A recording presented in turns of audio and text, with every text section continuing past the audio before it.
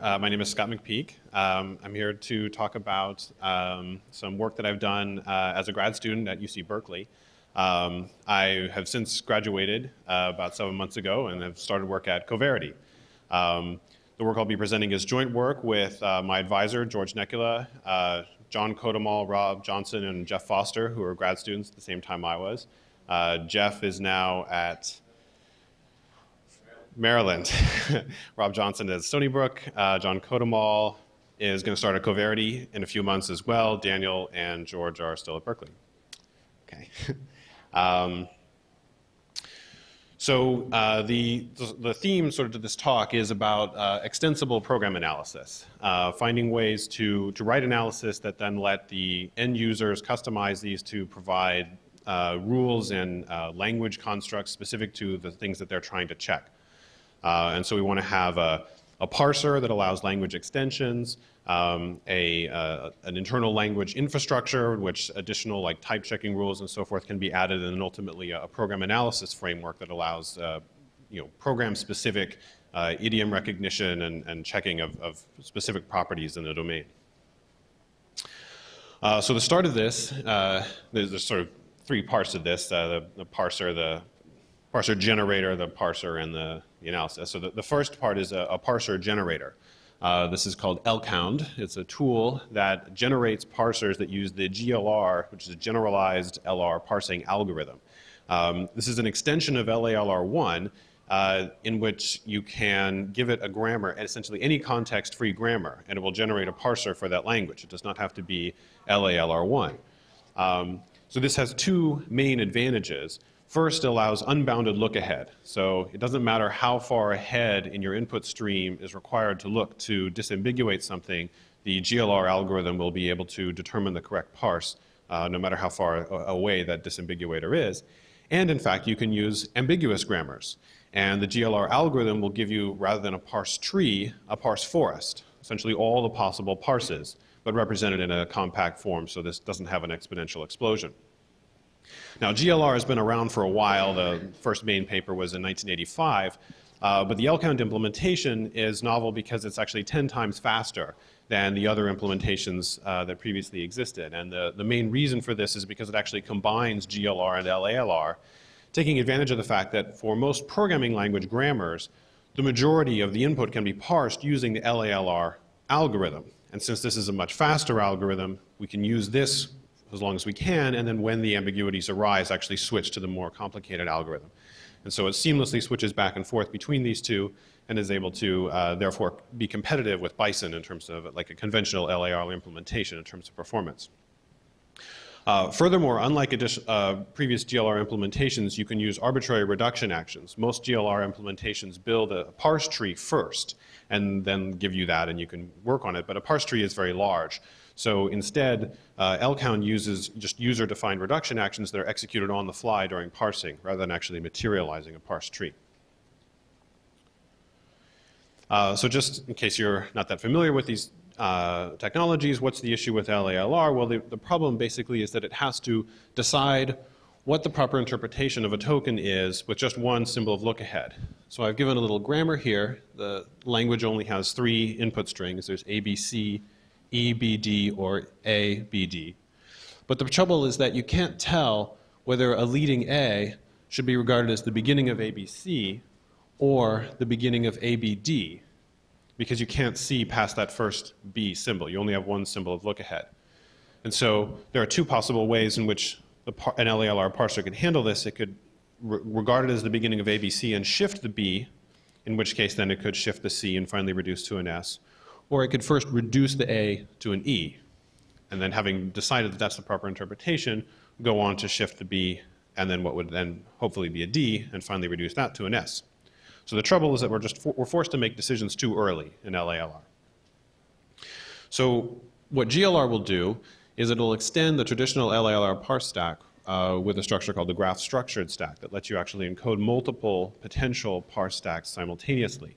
So here along the bottom, I've shown what an LALR parser essentially might be doing with some sort of arithmetic input. But what GLR will do is it'll add additional possible stacks. So this this graph structure here is representing 3 different possible parse stacks. And so basically all the possible configurations of an LALR parser are represented simultaneously. These configurations are kept in sync each time you shift a token, and anytime one of them fails to be able to make progress, you just get rid of it and keep going with the ones you have. So this lets us essentially make the stack non-deterministic. We just keep track of all the possibilities going forward. Now the novel part for Elkhound is being able to switch back and forth between LR and GLR. Basically, LR would be any place where you have sort of a linear structure in your stack, because that's what an LR parser would look like. But if you have some more complicated area in your parse stack, then that's where you're going to have to use the GLR algorithm. And so the thing you need to be able to do is, looking at the top of the stack, decide whether the next action to take, if you know that there's only one possible action, whether that can be executed with the LR algorithm or the GLR algorithm. And this is fairly simple to do. We basically just annotate each node in the parse stack with information about how deep you can go before hitting either a split or the end of the stack. And so then the way this is used is, if you're ready to do a reduction, then you look to see, is the right-hand side of that reduction less than the height of the determinism that you have on your stack. So if you're going to reduce like a 1-symbol right-hand side, then you can use LR. But if you're going to reduce a 3-symbol right-hand side, then you're going to get into the bubble here, and so you have to use the GLR algorithm. Now, it would be easy to make the hybrid be of the form, anytime that stack is entirely linear, use LR, otherwise use GLR. So why do we go to the extra effort of being able to parse despite sort of this bubble here? The reason is you have languages like C++, for example, where you have a rule for a constructor and a rule for a function call. And it's not obvious to the parser which one you're looking at, because you could have like A:B:C, and there are different ways of parsing which is the return type or what's the qualifier and so forth. So with C++, you can get situations where the beginning of your function is still ambiguous. You still don't know what the beginning of the function is supposed to be, and you may never know. But the body of the function you may find is completely easy to parse. And so you want to be able to parse the body of the function quickly despite sort of a latent ambiguity. And so that's what Elkhound is able to do. It's able to use LR whenever possible and then switch to GLR when necessary. The parse actions that you would write are conceptually anyway, like they would be in Bison. You have a right-hand side. This is a production here. Expr is expr plus expr. The right-hand side has its non-terminals labeled, and then you can just write some C++ code that will be executed whenever that reduction is fired. It'll yield a new semantic value. And so as we fire reductions, we build the parse tree, or the abstract syntax tree is what this would be, bottom up. So as you do this, though, if you encounter an ambiguity, if the grammar is actually ambiguous, there's multiple ways of parsing some fragment, then you'll have 2 possible semantic values for the same sequence of tokens. And so these will be passed to a merge function. That's something the user writes and is just passed in both of the possible interpretations and asked to return a new interpretation for that fragment. It could simply choose one and discard the other, or it could actually construct an explicit representation of ambiguity, which is what's done in the Elsa parser in some places. The point is it's up to the user to decide what to do when you actually encounter the ambiguity. If your grammar is unambiguous, merge will never be called. So this is only if you actually have an ambiguity somewhere in the grammar. Also, because we have sort of potential parsers that may go for a while and then die, but other arms of the parse continue, we may need to deal with memory management depending on exactly what these actions are doing. So there's additional functions dupe and del associated with non-terminals. They're called when a semantic value is used a second time and when it is ultimately not going to be used again. So if, for example, you have an abstract syntax tree with reference counting, you can increment and decrement the reference count using dupe and del. Of course, you can also just leave them as no ops and use a garbage collector or something like that.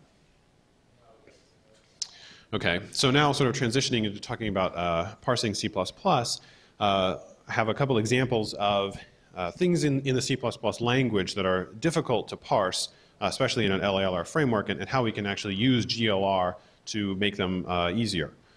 So here I've shown the same sequence of tokens that actually has two naive interpretations in C++ because of the overloaded use of this angle bracket. It could either end the type argument to a template, or it could simply be a greater than, and then since plus conveniently can be either unary or binary, we can actually come up with two completely coherent parsers of this thing. So if you crack open the C++ standard, you'll find buried somewhere in chapter 14 a little sentence that says, if you see an unparenthesized, that is not inside a parenthesized expression, greater than symbol as the argument to a type, argument to a template, then that's not okay. All right, so the intent of the standard is that you essentially terminate the argument as soon as you can. So you don't think of unparenthesized greater thans as being the greater than operator. But this is not easy to do within an LALR framework. In fact, in GCC, which used an LALR parser up until version 3.3, they just implemented this wrong. They used sort of a hack with precedence that worked most of the time, but there's plenty of inputs you could give it that it would misparse because they weren't doing what they needed to because it was too difficult. But in a GLR framework, it's actually really easy because we'll just go ahead and parse them both. We'll come up with a tree that actually just has an explicit representation of this ambiguity, and then it's easy, once we get to the merge function, to just go ahead and search through the tree for this exact rule. Just any place you see an argument to a template and then you see a greater than, you just discard that tree.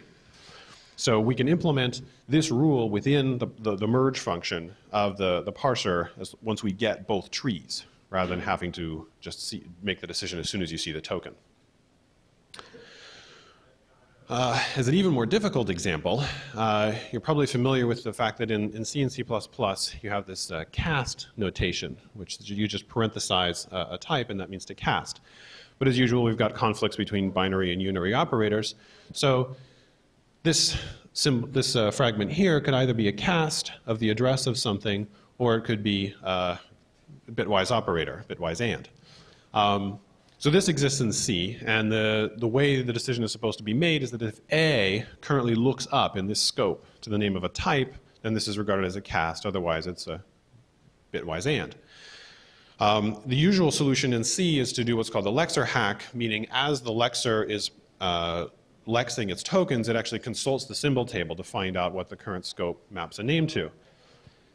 However, in C++, this is especially difficult because of the scoping rules. So within the body of a method inside of a class, all of the declarations in that class are visible, meaning that in this example here, this is actually a cast because what's visible is the type def that actually occurs syntactically after it. So to implement the lexer hack for C++, you have to essentially save as unparsed token streams all the method bodies in the class, process all the declarations, then go back and restart the parser on each one of those just so that you can figure out what's a type and what's a name. But again, in the GLR framework, this is actually easy to handle. We'll simply, is that what this next slide is? Sort of. We can simply parse it both ways, and then this method body will contain within it somewhere an ambiguity. But that's fine, we've now parsed it. Later, when the type checker runs, it's easy, because you're now looking at abstract syntax, to just visit all the declarations, ignoring the bodies, build up a symbol table, now go back and reparse the bodies, and you've got all the information you need. So the idea here is that because GLR can have an explicit representation of ambiguity, parse with ambiguous grammars, we can delay disambiguation until it's most convenient. We're not forced to kind of bind everything together just because the parser has certain needs. We just wait until we have all the information, then make the decision. So this next slide is sort of illustrating exactly how that actually happens, having already parsed the input with two productions. One type name can be identifier, or a variable name can be identifier. When we get to the type checker, if we have an expression with two possible interpretations, this is the usual ambiguity resolution rule. You can do other things, but the usual way of handling this is that you just type check them both naively, and hopefully exactly one of them will fail, and you just retain the one that didn't fail. And this is actually what Elsa does in most places to parse C++. There are a few cases where it actually does something different, but this is mainly for performance. Okay. slide is a little bit out of order, but okay. So the features of Elkhound, the parser generator, were that its performance is within a few percent of Bison if you give it LALR inputs. It does not build a parse tree because the user can do whatever they want with their actions. And it actually allows you to generate parsers in several languages. The main one I use, of course, is generating parsers in C++. But Wes Weimer, another grad student, insisted, he's got to write stuff in OCaml, so went ahead and hacked in an OCaml backend, and then somebody's working on a C# backend. So it can generate parsers in a number of languages. Okay, so now we're talking about, okay. So the Elsa parser, as I illustrated before, it's the main way it handles parsing is using GLR, but it actually has a number of other features that make it extensible. It handles a number of different dialects, ANSI, C++ with GNU extensions, but then even including things like KNRC, and it does this by actually using its own extension mechanisms. So there's a base description that is ANSI, C++, and then extensions for each of the dialects that it knows how to parse. And it does this through extensible components throughout the tool chain, from the lexer all the way through the type checker. Okay, so the Elsa parser is sort of a classic flow. We start with a preprocessed source, parse that, lex that into a token stream. The parser generates possibly ambiguous AST. The type checker then resolves the ambiguities and also annotates things like the computed types of expressions, and then some post-processing can be done. Crucially, there's no lexer feedback hack. All the information flow is strictly from left to right. So the lexer is just a straightforward flex lexer. This is just written, you're probably very familiar with this. You just have a notation for writing a regular expression and then classify the tokens accordingly. The parser is based on Elkhound. Its merge resolves ambiguities in some cases directly during parsing, like with the unparenthesized angle bracket thing, and otherwise it waits until type checking. As an example of what the parser specification might look like, this is for handling the angle bracket. We have here a non-terminal. In blue are keywords in the Elkhound input language. So I'm defining a non-terminal called template argument. Its semantic value type, actually I have little things that help out here. Semantic value type is template argument star. So we're just declaring the type of the semantic value yielded by these actions. It has productions, so a template argument can either be the name of a type or it can be an expression. Because that is ambiguous, sometimes this merge function will be called. And what this is doing is it's building an explicit representation of the ambiguity.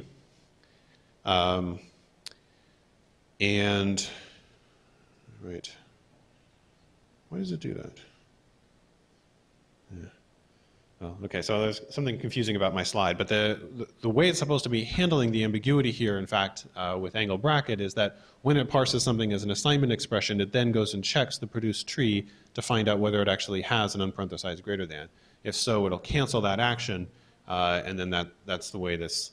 So every time one of these fires, we then pass it through this additional keep function, which lets us filter out things that we actually don't want to keep. So now I don't know why the ambiguity is being kept. Maybe that was just an example. This is a way you could retain the ambiguity later, is you connect them together into your abstract syntax. I'll show how that works on another slide. So, but the point is this looks something like Bison input, but with a few extra things like this merge resolution. The abstract syntax is defined using a custom language that looks vaguely similar. This specification is processed by a separate tool to produce C++ classes that implement the abstract syntax. We have names for essentially superclasses, like all the kinds of statement nodes. Then there are specific kinds of statements that are listed. These are implemented as subclasses, C++ subclasses. Associated with each node of the abstract syntax, you can have various kinds of data. So here, every statement has a location. And so this superclass parameter means that every time you construct a statement, you'll have to provide a location. It's a constructor parameter. We also have constructor parameters that are specific to specific subclasses. So for example, if I want to construct a while statement, I say new s while. I first pass a location and then pass these other things. And so those are then all collected together into a single abstract syntax node. We can also have lists, and you can have fields that are not initialized. This is one extension beyond OCaml. This is so far a lot like the union types in OCaml, but here we have a field, a data field that's mutable and doesn't have to be set when you first construct this thing. You can also, since these are also generating C++ classes, you can actually have methods within them as well. So then after parsing all this, ambiguous abstract syntax is handled to the type checker, which is just a big piece of C++ code. It has 5 main jobs. It has to disambiguate the AST, has to compute type annotations, look up symbols, resolve use of overloaded names. It actually does a bit of normalization, inserting some implicit conversions. Those are visible to later analyses, and it also will instantiate templates. This is a necessary part for parsing C++ code, because anytime you refer to a class-valued template ID, you have to then look inside of it to find out what the names of various symbols are, the types of the symbols inside of it. Yeah? You don't build an AST, but it looks like you are building an AST. So what I said is we don't build a parse tree. Right, so we don't have, there's not an explicit one-to-one correspondence between the grammar and the syntax that's generated, but there is between the abstract syntax and the resulting. And there's a factor of 10 difference in size. That's why it's important. If you actually build a parse tree, you have major problems with locality. So abstract syntax is okay, I claim. Okay, and so how does the disambiguation actually work? This is the actual runtime representation of ambiguity that we use. So here I have a program fragment, return paren x paren y. This could again either be a cast or in this case a function call. And so the return has a pointer to the expression that's being returned. It's pointing to the eCast interpretation, but that has then a pointer to the fun call interpretation. And then so this is actually forming a linked list. No other interpretations here. And so then within the cast, of course, we've got the various internal structure there, but then they both share the same representation of x and y. And this is the sharing that lets us actually represent the whole set, the entire parse forest compactly, because we're actually sharing commonly interpreted subtrees. So then the type checker simply has to take this, figure out which one to keep. If it wants to keep the cast, then it'll just break the ambiguity link. If it wants to keep the function call, it'll switch the S return pointer over to the function call. And then when it's done, of course, you'll have just a simple tree structure. The main things Elsa does after the type checker is complete, it can compute a control flow graph. This is just intra-procedural, fairly straightforward. It can check over the abstract syntax to verify invariance. It will do some additional, we call lowering. These are translating C++ constructs that are implicit, like constructor and destructor calls, into explicit function calls to make it easier for program analyses. And you can print it back out as C++ if you like. Now the extension mechanisms, which is sort of the point, come in, I'll show sort of at each stage. This lets you add new forms to your language. I used the Elsa parser in my PhD research to build a program verifier. And what I was doing there was adding annotations to the language. And so I wanted to add new syntactic constructs that would then be parsed and type checked as the same as the other things. So I used this mechanism for that. So you can add new forms, add new abstract syntax, add methods to type check them. And the goal is to do all this without just directly hacking on the artifact you started with, so that you can continue to share that with other people or with other extensions. So the lexical extension is actually very straightforward. Since this was just a flex lexer, we just syntactically jam the extension into the new lexer description. And so the new token definitions will take precedence over anything that comes after, but now you've got a new flex description that recognizes the combined language. The syntactic extensions are merged by the Elkhound tool itself. If I have these two files, this is the base description for the ANSI C++, and then here's one for GNU, which has the question colon operator, the binary form of that. These are then just union together. So the effective conditional exp non-term simply has all three of these productions together, and we'll just parse using all three of them. The abstract syntax is extended in basically the same way. The tool that reads this knows how to combine these. So here I've got the GNU statement function, a function nested inside of another function, just as another possible piece of abstract syntax another alternative for a statement. And then finally, when you want to actually type check these, you just just write tcheck functions for them. Tcheck itself was declared as a virtual function on the abstract syntax node, and so then you provide a definition for tcheck for the new nodes, and then the usual C++ virtual dispatch will make sure that everything gets called the way they're supposed to. Okay, so the main features of Elsa, the parser, it has this extensible input language, as I described, handles most of the C++ language. The two things that are just not implemented at all are template parameters. This is passing the name of a template, uninstantiated, as an argument to another template, and the export keyword, which no one understands. Has about 1,000 test files. I claim it's reasonably well documented. And it's actually fairly fast, though the original goal wasn't actually to be all that fast. It's about 30% slower than GCC 2 and much faster than GCC 3. And I have not compared to GCC 4. Okay, so now switching to the third and final part is the program analysis built on top of this. And here I'm mostly presenting other people's work. These are just tools that have been, this is mainly a tool that has been built on top of Elsa. Cqual was a tool to analyze C programs using a qualifier flow paradigm that I'll describe in a moment. Cqual++ is the new version of that built on top of the Elsa front end. The previous version was built on top of a GCC front end. There's a constraint solving backend that Cqual uses called Banshee that I'm not going to talk much about. And what you can do with Cqual specifications is mainly sort of data flow kinds of problems. You can define flow, sources, and sinks, and then see if data from a particular source can reach a particular sink. This can be done to do sort of a tainting analysis. That's kind of the main application, but it was also used to do some stuff for Y2K and a few other more esoteric examples. So the basic idea with this data flow style analysis is that, and this fits in with the notion of extensibility because you're coming in and you're defining what are the flow sources and sinks of interest, is that you have something that's a source, like here the getEnv. And since this is under control of the user, we say it's returning a pointer to something that's tainted. And then we have some other piece of the system that we are going to regard as requiring untainted input, because printf's first argument printf acts like an interpreter. And so if you allow it to take tainted input, then it's going to just run that program effectively.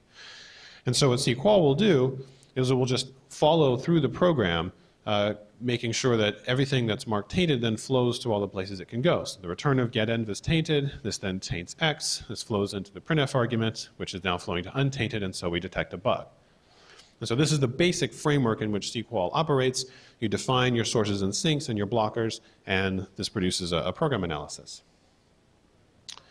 As I just said, the specifications are primarily the sources and sinks. We also need these flow blockers, things that effectively sanitize the input. So if you have something that looks for meta characters in the language that you're passing it to, then that would constitute a blocker. This is mostly work by Jeff Foster, who's at Maryland. So for tainting, typical sources are things that come from the user or the network.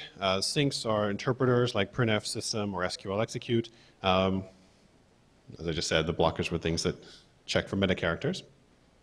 Another example of a similar analysis is in Linux. There's this notion of user pointers versus kernel pointers. User pointers come in through a system call, but the user can potentially make them point to various places they shouldn't. And these must first be checked to make sure that they are, in fact, pointing into space that program owns. And at that point, they become sort of fully validated kernel pointers. And so we need to make sure that these aren't being mixed together. We also need to make sure that unchecked user pointers aren't being dereferenced. So the main sources are the system call arguments. The main sink is the deref. And there are various checking functions within Linux that will validate a pointer. And so from Rob Johnson, we have some results of using this to analyze Linux. This found 13 distinct bugs of this kind. Some additional, I guess it was different properties, because that says 17 different security vulnerabilities. This technique found bugs that were missed by manual inspection and other automatic tools. Most of them were exploitable. One sort of interesting side note is that there seemed to be this notion of bug churn, that in fact bugs were being introduced at almost the same rate they were being fixed, which is sort of a funny cultural thing, I guess. As another example, this was actually used to find a Y2K bug in RCS, I think, basically just finding any place where a year variable could flow into something that couldn't represent the full precision.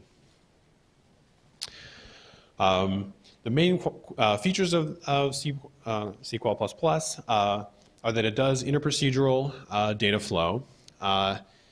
It is control flow insensitive. And there's been some work to try to add flow sensitivity, like being able to do protocol checkers like open followed by close. So far this has been a problem. This has not worked out as well as it could. Jeff has an interesting paper, I forget exactly where it was, maybe a PLDI, where he used the C99 restrict keyword to actually be able to pick out pieces of the program, say that this part doesn't have aliasing problems and that could be automatically checked.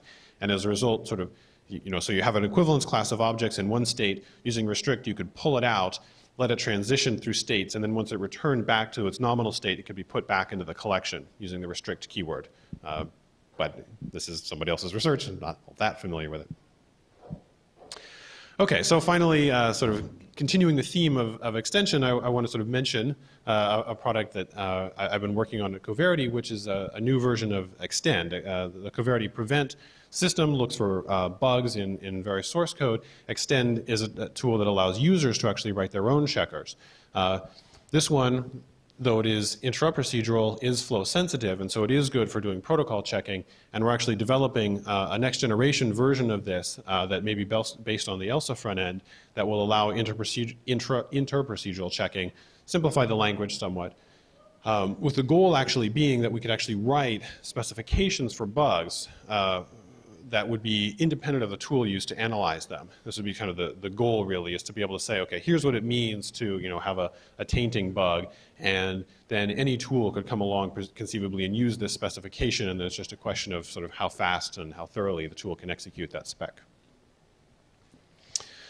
So just to wrap up, since again the theme here is extensibility, just want to emphasize that it involves both analysis and language design together, that the language needs to support allowing the user to put in their specific the properties of interest, and then the tool needs to really work with that.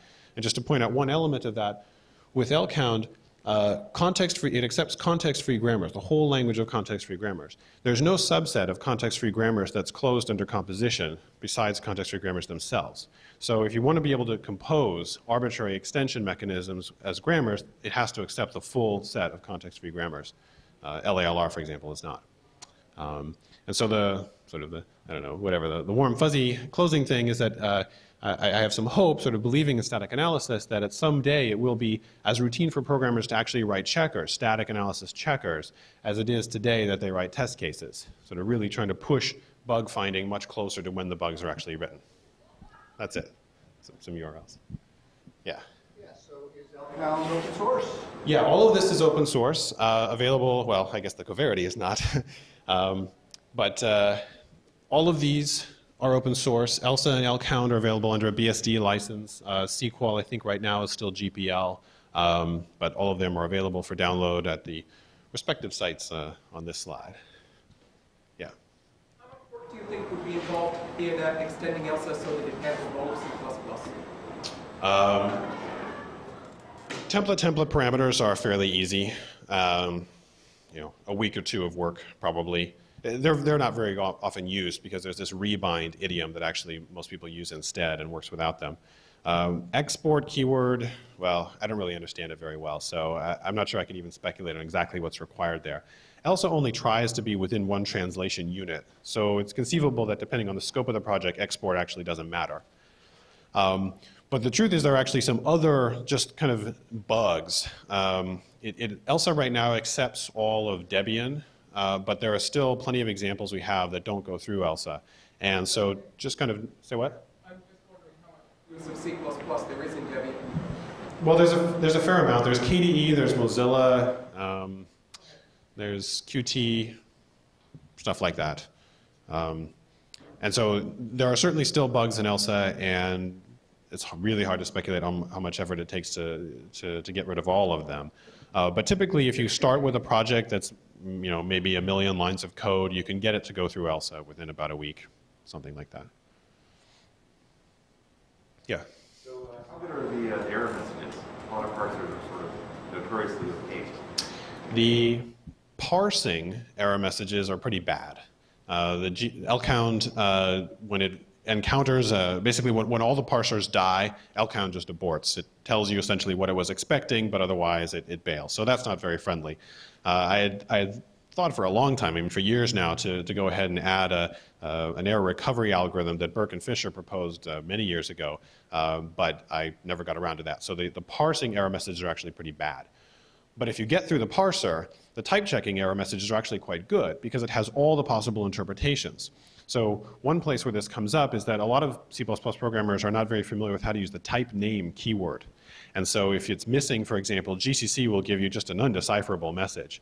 But Elkhound will just tell you right here, you should have or should not have used type name because it's able to see the whole thing. And in almost all cases, it knows which part you meant.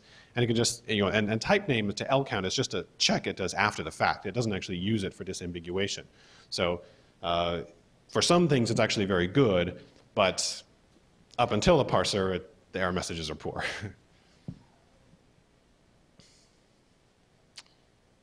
Yeah.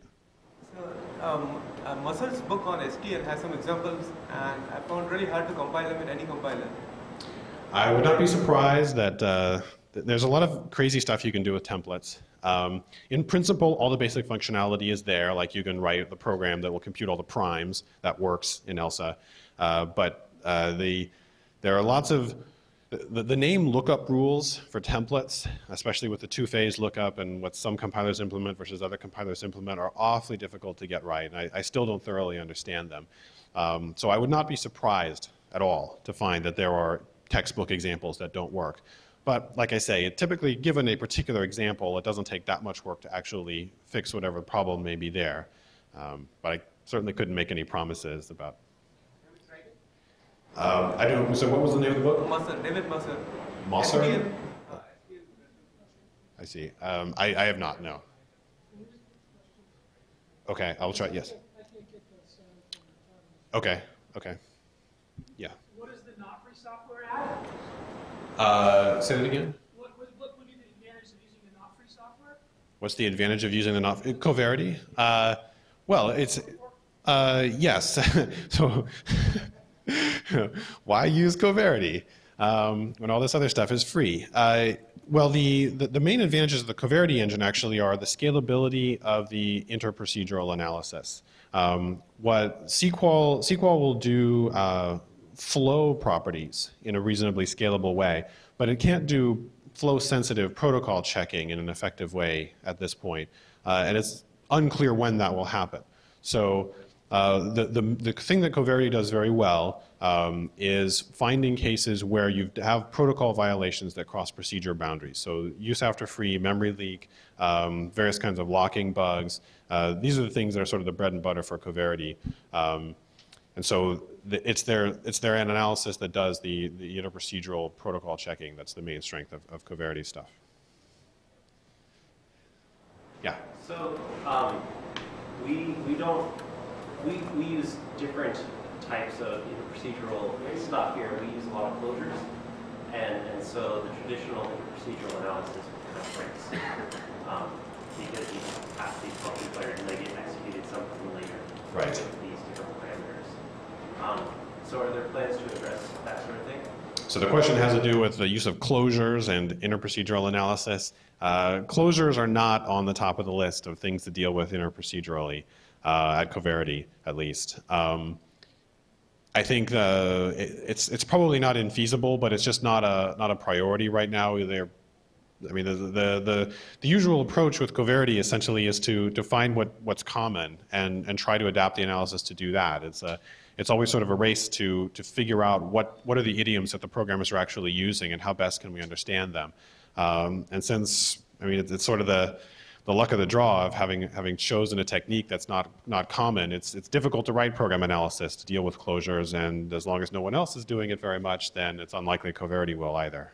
Well, it's not impossible to deal with it. No, I agree. It's not impossible at all. It's just, it's cost benefit. Do you spend time improving the analysis for closures, or do you spend time, adding another kind of protocol? Or So you said that you're going to be working on a new language to define these checkers. yes. But I would assume that that language would preclude the ability to extend it to closures. Whereas if you had direct access to a covariating machine, you'd be able to implement this. So the question has to do with the new version of extend handling closures. I would say that the idea is not sufficiently baked yet that I could actually say it precludes closures, but it is not on the radar of things to actually go for. What you say is quite plausible, that in fact it will not provide sufficient functionality to deal with closures, and that if you had more direct access to the covariety engine, it could. Having brought it up, I'll think about what it would take to make that possible, but like I say, it's not likely to be the high priority item. Any other questions? Okay, thank you.